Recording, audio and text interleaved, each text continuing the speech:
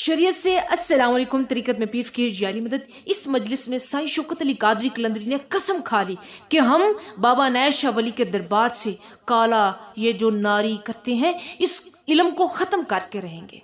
मजलिस number 41 हिस्सा 2-2.5 माह के बाद की बात है।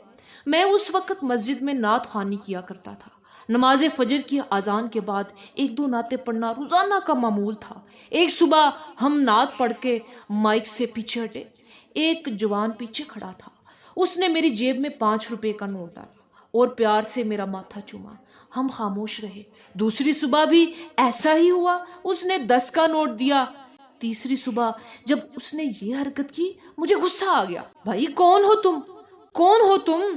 दुश्मन बनकर आते हो या दोस्त? जिस चीज को मेरा मुर्शिद मुर्दार कहता है मेरे सामने सुबह सुबह वही रखते हो। तल्ख तुर्श लहजे में मैंने कहा, पकड़ो अपने पैसे, बताओ कितनी नाते सरकार की सुनना चाहते हो, क्या नाम है तुम्हारा?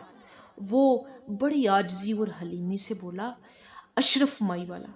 नमाज के बाद मस्जिद से बाहर निकले। वो कहने लगा, मेरी वालदा आपको याद करती रहती है, अगर मुनासिब समझो तो मिल आओ। मैंने कहा चलो, वो मेरी भी माँ है। जब हम बेबे से मिले तो बड़ा मजा आया। बहुत ही अक्लमंद, मुदब्बर और ज्यादा किस्म की बाशऊर पुख्ता औरत पाई।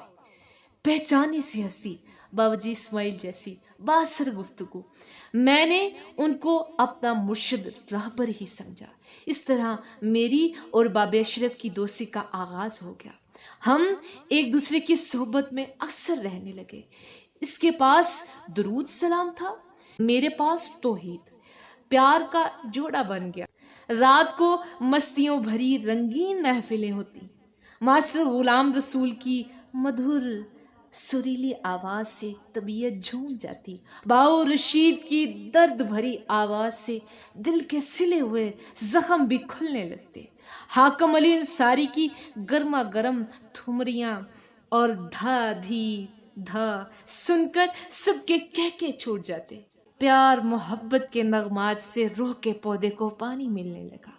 बाबा जी से बाबा अशरफ को बुलाने की कोशिश की लेकिन इजाजत ना मिली। सरकार ने कहा, इसको मेरे पास ना लाना, इसका मिजाज तल्ख है, इसको वहीं रहने दो, उधर ही फैज हो जाएगा। मुझे ऐनुल यकीन था ऐसा हो जाएगा। इस तरह अशरफ की बाबा जी से रूबरू मुलाकात ना हो सकी, लेकिन मैंने इसको बाबा जी का माल समझकर प्यार करना शुरू कर दिया। एक दोपहर हम कब्रस्तान बैठे हुए थे। बाबा दायम जो वहां पर उस वक़्त माच नशीन था कहने लगा, शौकत तुमको मौला अली की ज़ियारत कराऊं? अंधा क्या चाहे 2 आंखें, ज़हे नसीब अगर ऐसा शर्फ हासिल हो। वो हमें अपने आसर में ले गया। सामने दीवार के साथ मौला अली पाक की शबीह लगी थी। उसने इशारा किया, वो सामने देखो। मैंने शबीह के सामने सजू किया और दरूद पढ़ते हुए बोसा लिया। आसन से निकलते वक्त मेरी नजर अचानक छत की तरफ उठी। क्या देखता हूं, एक सफेद कपड़े पर कलमा तैयब उल्टा लिखकर लगाया हुआ था। मेरे तन बदन में आग सी लग गई। ये क्या बेहूदगी और बेअदबी है। दायम ताला लगा रहा था। मैंने कहा, बाबा दायम मुझे गांव काम है, खुदा हाफिज। मैं सीधा बाबा अशरफ के पास खेत में गया, तमाम किस्सा बयान किया। वो जलाली तबीयत वाला है। फौरन मेरे साथ कब्रस्तान आया। मैंने दायम से कहा, बाबा अशरफ को भी जियारत कराओ। बाबा दायम ने आसन खोला।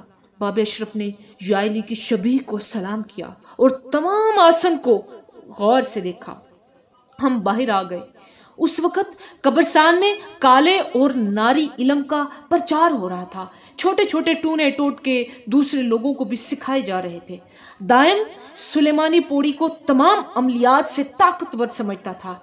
एक मुद्दत पहले दायम के मुर्शिद सादक नौशाही ने जवानी के आलम में इसको इसी सलमानी पौड़ी पर चढ़ाकर ऐश करवाए थे, जिसके नज़ारे नफ्स को अब तक याद आते थे। किसी नाराजगी की वजह से उसने ये नाटक बंद कर दिया। अता थी उसने तवज्जो हटा ली। बाबा दायम सारी जिंदगी اس کے پیچھے لٹ گیا۔ ہر وقت موکل اور جنوں کی داستانیں سنائی جاتی تو محفلوں میں صوفیائی کرام کا کلام سناتے۔ فقیر کے فیض کا ایسا کمال، ہر شعر دل میں نقش ہوتا جاتا، بڑی بڑی باریک رمز مارتے، لیکن جہان اور اعتقاد کالے اور ناری علم پر زیادہ تھا۔ اس طرح حال کال میں زمین آسمان کا فرق نظر آتا ہے۔ ہم نے دل میں قسم کھا لی کہ ہم اس علم کو اس جگہ چلنے نہ دیں گے۔ دائم نے اس ٹائم آخری میلہ کروایا، جیسا مالک چاہتے تھے ہوتا تھا۔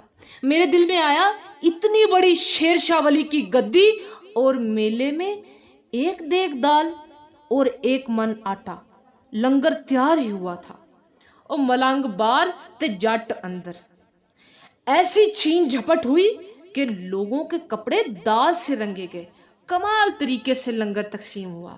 یاد آتا ہے بابا اولاد حسین شاہ دوسری سادات کے ہمراہ چادریں لے کر آتے تھے، ساتھ لنگر، 1 پرات نمکین چاول، 1 پرات زردہ چاول۔ چادر پوشی کے بعد ڈھول بند کروا دیتے، دعا فرماتے، چلے جاتے۔ اس کو بابا عنایت شاہ کی میلی کہتے تھے۔ راتوں کو نہ رواں نہ دھواں۔ بقیہ اگلی مجلس میں بیان ہوگا۔ والسلام، یا مدد، خدا حافظ۔